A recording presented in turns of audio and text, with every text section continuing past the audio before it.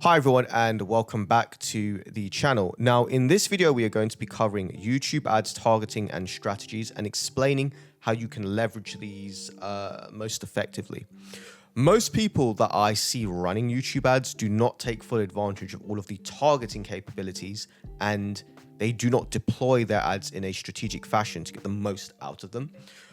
We have a very precise system at my agency, for running ads for clients, and this video is just all about sharing that with you. So without further ado, let's get into it. Going straight into the actual targeting options, right? Most people do not take advantage of all of the targeting capabilities that YouTube has to offer, right? And this is very different to Google search campaigns, Performance Max. It's very different if you're even running meta ads. A lot of people just take a one-by-one approach. They assume YouTube ads are almost identical to meta ads when it's not the case, right? We can drill way further down, and we have a way more diverse range of targeting when it comes to YouTube, which we'll get into now. Starting off with demographics. This one is pretty bog standard, I'll admit, right? This is just targeting based upon age, gender, parental status, income, right? It's very, very broad targeting, but it just allows you to lay the foundation for who is going to see your ads. For example, if you're running YouTube ads for a B2B offer, right? You're trying to target other businesses. You probably don't want to target people who are 18 years old, right? And you probably don't want to target people from lower income statuses. So adjusting your demographic targeting is just going to lay the foundation, allow you to hit people with the right ads at the right time. Moving on to interest-based targeting, right? Which is going to be things like your affinity segments. This is very much like standard meta ads targeting. So you target people based upon affinity groups or interest groups, right? i.e., what do they like, or what does Google deem they like? So for example, if you're a tech company, you wanted to target people who are interested in tech. You can target people who are literally tech enthusiasts, people who are really into tech. Again, if you are an e-commerce brand and you wanted to target people with a product you have, a tech product, you could literally target interests like that. These are probably some of the broadest and biggest range of targeting YouTube ads has available. There's almost an interest for everything. So people who are into sports, business, like restaurants, adventures, holidays, gaming, you name it, they probably have an interest for it, and they generally work really well. Now, moving on to intent-based marketing, this is where it gets more interesting. Now, I like to see this as a layer down from affinity segments. What intent-based marketing is, it's interest-based marketing, but these are interests that Google deems are segments for users actively researching to purchase. So the audience is more warm, it's more receptive, and therefore more likely to buy. If we are targeting somebody who is in the market for fishing equipment, or we target somebody who is in the market for a SaaS product, right? That's going to be more valuable to us than someone who just likes it. You can leverage in-market audiences to actually target people who are at the point of purchase or ready to purchase. And if you have a really good ad, really good funnel, it's a winning formula. Now, moving on to the next audience or targeting type is data segments. This is simply just retargeting or different styles of retargeting. You'd be surprised, or I was really surprised, how many people do not run retargeting campaigns using YouTube ads for their business. It really, really shocked me. These are some of the easiest customers you can get. So if you're not running YouTube retargeting, or at least not running it properly, you're leaving so much money on the table, and those customers are probably ending up in your competitors' hands. How can we retarget, right? There's a load of different data segments that you can structure your retargeting by, but generally speaking, you want to do it by website visitors, so anyone who's been on your website, YouTube viewers who have engaged with your channel, so they've liked a video, they've subscribed, they've viewed it, maybe didn't subscribe. Again, you can get pretty funky with this.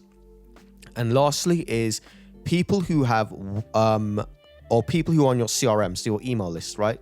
These are just going to be your customer match lists. So for example, if you have an email list of 10,000 people, you could literally just retarget them. You could upload that list onto YouTube or onto Google Ads, retarget them with YouTube ads. This is really, really good when you have new product launches, when you have webinar funnels, live coaching funnels, etc. This works so well. We run a ton of these for our clients and they convert like crazy.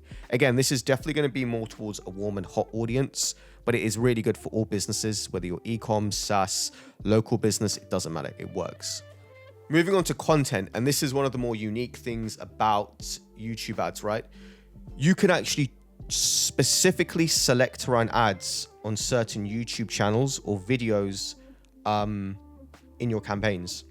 This is something that's unique. You can't choose to run ads over specific Facebook pages, for example, when you're on Meta ads or Instagram pages. Same with TikTok, I believe. Again, if you are, let's say, a finance company, right? And you wanted to run your ads specifically over finance YouTube channels or finance YouTube videos, you can specifically target those channels and videos to run your ads over. And then as a result, you're putting your ads or you're putting your business directly in front of people who are already researching what you have to offer and sell. Same thing for e-commerce. You can literally run ads over all of your competitors' YouTube channels if you're an e-com store. This is a strategy we do, and it works really, really well. Or tutorial videos or unboxing videos, etc., right? And it just works so well. Again, very underutilized, very, very good. Works good for cold audiences, works good for SMB, enterprise, even e-commerce. Now, lastly, and probably one of my more favorite targeting options is the custom search terms. Now, this is arguably the largest targeting option available on YouTube. And this is literally just targeting people based upon what they've searched for. So very similar to search campaigns, so your standard text ad-based campaigns. We can target people on YouTube based upon their search is. So for example, if they're searching for a specific hair product, right? We can literally run ads to someone who has searched for like a specific way of maybe treating a hair condition or how to look after their hair. Well, if we sell a product that solves that solution, we can target them with an ad on YouTube, visualizing how the product works and the before and after. And that's an incredibly powerful way to get that person to buy from us. So custom search terms is really, really cool. This really allows you to capture high intent traffic, even if it's cold, and it converts really well. Works good from cold to warm, honestly good for all sizes. Now, in the next slide, which we have here, I just want to show you where you can actually find these audiences. A lot of people overcomplicate this. Now, you find these audiences at the ad group level, right? As a matter of fact, let me cover this section. So all audience settings can be adjusted at the ad group level when creating a YouTube ads campaign.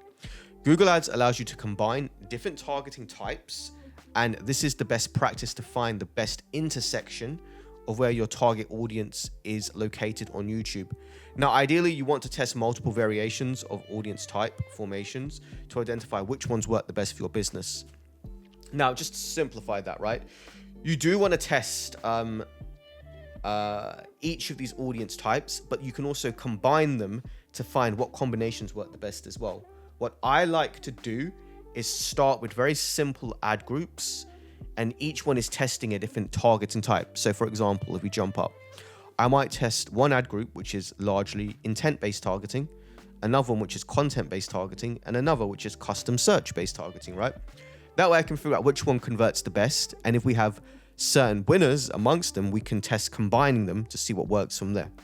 One extra note here is keep your retargeting, guys, in a separate campaign altogether, because this is going to be a smaller audience and the budget is probably going to be overconsumed by intent-based content, just basically cold targeting types. Scrolling onto the next section, right? Here are some examples of retargeting and re-engagement that you should be testing and that we pretty much test. This is like a standard playbook for us.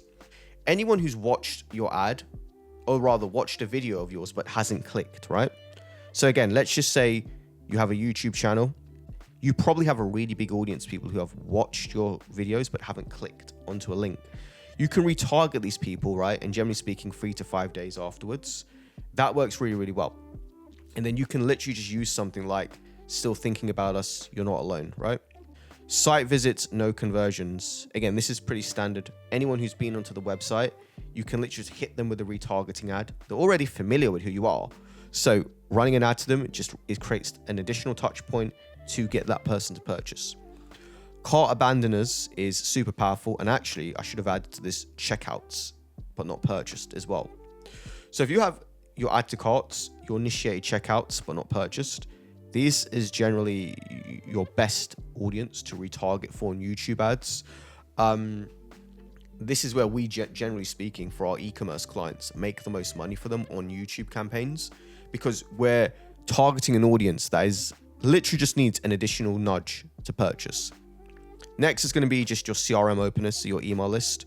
Again, if you've got an email list, you should be retargeting them via YouTube ads, whether it's for webinars, for e-commerce purchases, for live events, for booked calls, demo calls, for anything, right? You need to make sure you are leveraging this as much as possible.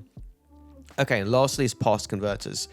This isn't 100% necessary, but it does help, right? If you've got a really big database of current customers, you can actually run what is called a post-purchase campaign. So it's a campaign to your loyal customers, incentivizing them to buy again. Now, this really works when you have new product lines, when you have Black Friday sales, Boxing Day sales, New Year's sales, or you have seasonal offers. So let's say Valentine's Day, Easter, etc. This works really, really well. It's not a necessity, but it works like crazy when you get it right. And you generally want to sprinkle these in throughout the year. These aren't going to be evergreen, always on campaigns. Okay, so moving on to the next and final slide. Here are some advanced tips that you should be playing around with if you are going to run some YouTube ad campaigns, or if you are running YouTube ad campaigns already and just want to optimize it and take it to that next level. First is around search-based intent targeting. Now, use these custom segments with Google search-based intent to align your YouTube views to actually target real buying behavior, right?